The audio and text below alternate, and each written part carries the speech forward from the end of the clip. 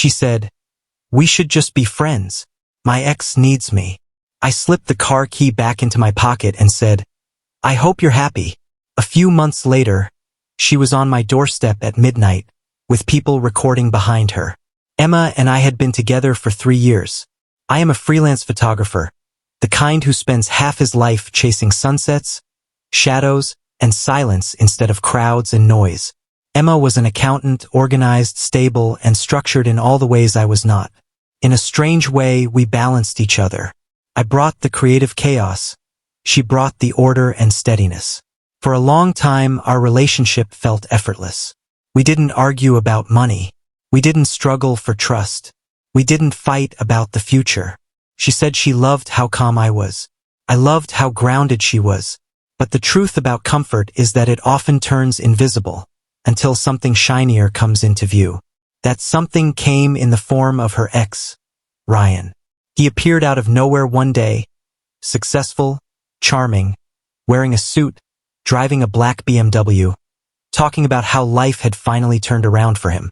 He started messaging Emma, first just checking in, then talking about how he missed her, then saying how losing her was his biggest regret. First, Emma told me everything. She said he was just a friend who had been through some hard times, but I could hear the change in her voice, the subtle softness, the quiet concern, the idea that maybe she could fix him. That's when the excuses began. Working late, helping him with a business plan, dinner with an old friend. I wanted to ask questions.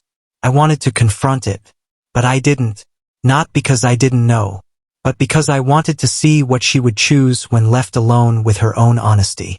Turns out, her honesty had an expiration date. One night, we were sitting at our favorite diner.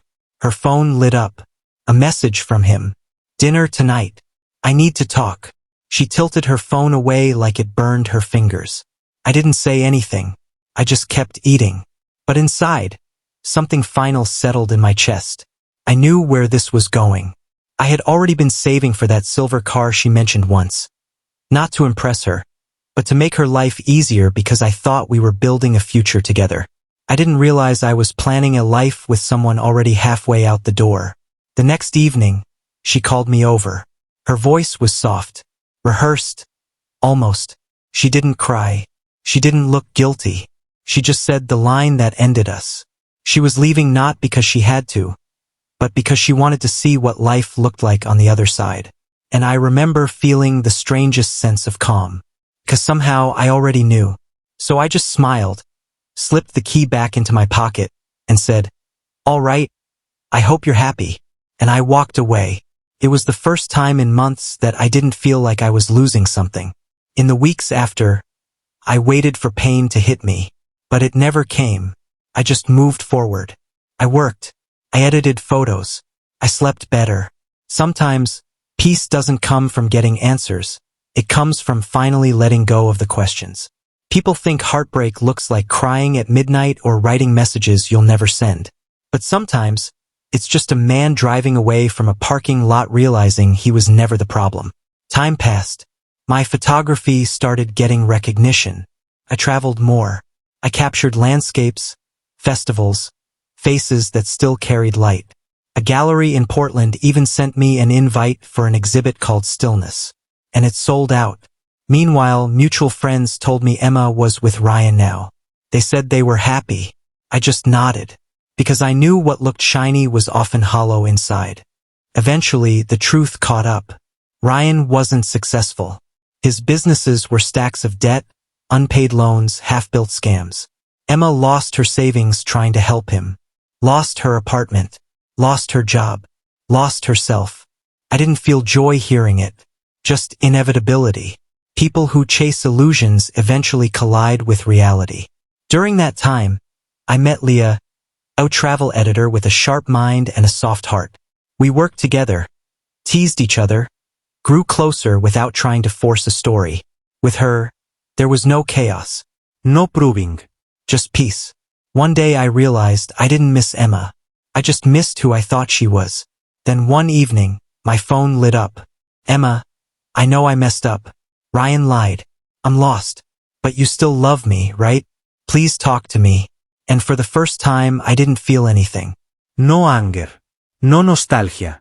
Just quiet understanding. I replied, I used to love you, but the person I loved doesn't exist anymore. No regret. No looking back. Months later, on a rain-heavy night, Emma showed up at my door. Makeup smeared, eyes wild, 3 people behind her recording on their phones. She screamed that I ruined her life, that I abandoned her, that I was the villain. I just stood there, calm, because chaos only has power when you engage with it. Leah called the police. The officers arrived, saw the security camera footage, and told Emma to leave. As they led her away, she looked back and shouted, "You'll regret this." But I just whispered, "No, I already let go."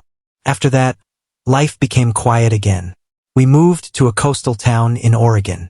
I opened a small photo studio. Leah wrote travel pieces. We breathed easier.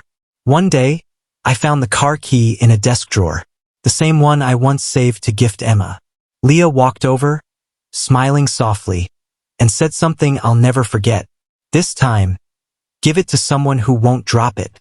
And I knew she meant every word. Now, when I look at the ocean, I don't think of what I lost. I think of what I finally found: peace.